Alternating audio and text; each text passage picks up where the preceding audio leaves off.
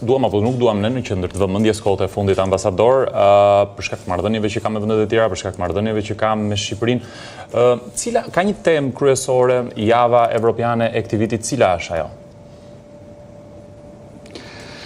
Yeah, well, the theme is creating this Tema space kryesore është pra krijimi i kësaj hapësire në të cilën njerëzit të mund të ndërveprojnë në mënyrë të lirshme dhe të formësojnë vizionin e tyre për Bashkimin Evropian. Dhe që t'ju japim një ide për këtë aktivitete, do të kemi disa teatro, për shembull nga kolektiva ATA, të cilët frymëzohen nga dritari Petri Pipës. Pra, është idea e një gruaje që dëshironte të ishte artiste, mënyra se si shoqëria u ngrit kundra saj, ndërkohë që kemi një pjesë tjetër nga Ema Andrea që ka të quhet Lingua Madre, është tensioni ndërmjet traditës dhe lirisë personale që dëshiron të ketë femra.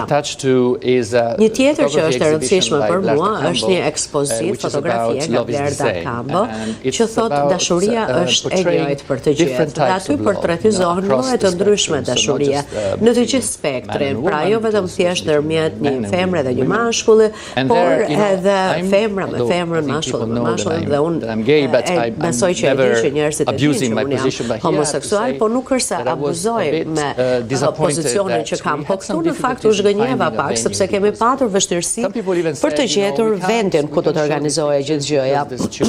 Sepse njerëzit thoshin nuk do t'i tregojmë këto fotografi se kemi fëmijë, po ato janë thjesht fotografi me dashuri, nuk ka asgjë që është të themi pornografike. Dhe mendoj që në Shqipëri duhet arrihet ky ndryshimi i mendësisë. Njerëzit duhet ta pranojnë më shumë larmin në shoqëri. Dhe shpresoj që kjo ekspozitë do t'jap kontributin e vet. Kemi edhe muzikë sonte. Kemi një aktivitet nga Mikaela Minga dhe do të eksplorohet muzika e kompozitorëve të ndryshme evropian përfshirë aty shqiptar. Pra të shikojmë se si ato vijnë me këndvështrime të ndryshme, po gjuha që përdoret është e njëjta, është muzika.